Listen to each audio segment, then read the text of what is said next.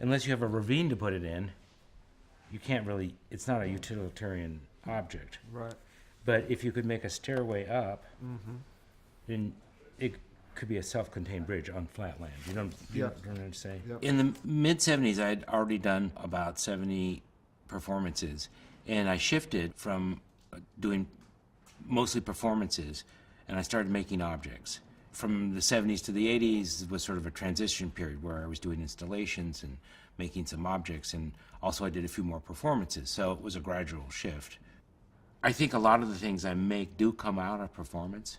I think they're performative in some sense. The piece at LACMA, Urban Lights, is performative. You know, when the lights go on at dusk, it's performative. And this is what the lamp parts look like when they come up. See that pile there on the pallet? They kind of. These are ones we didn't use in Urban Light. I have them in my backyard. I mean, there are like 15,000 parts in my yard. Wow. Yeah. Wow. And when did you start? I bought them back in '90, and I was hoping to, buy a big piece of property up north someday. That never happened, and so I sat on them for about 5 years, and then I started selling them in summer of 2000, and then I met Chris in December of 2000. So it just. Worked out. You know, They ended up in a good spot. it worked out. I never thought they would come out there. You know, so yeah. When I first moved to Los Angeles, which was really when I started going to Pomona College in Claremont, I realized that the freeway system enabled you to gather materials from a lot of different sources. When I was leaving college and considering different graduate schools, I was really conscious of having gone to high school in Boston. And you don't make sculpture outside in the winter in Boston.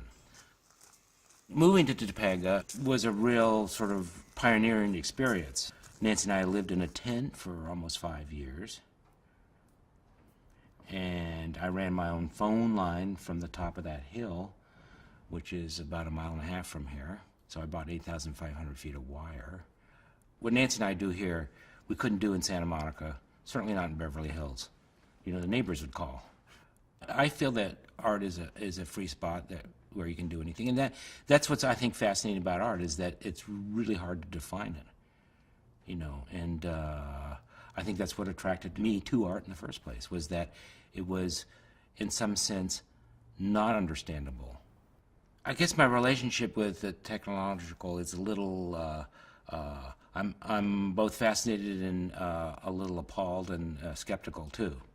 I have this fantasy, and it's just that. It's just an absurd fantasy. Is that at some point it's a sort of extreme Luddite position, which would be first you ban airplanes, then you ban cars and trains, and you ban ships, and ultimately you pass a law that nobody can use hoof beast. So no hoof beast policy means if you can't walk there on your own 2 feet, you can't get there. When I tried to talk my wife, Nancy Rubens, artist wife, into letting me get 2 donkeys, and she talked me out of it.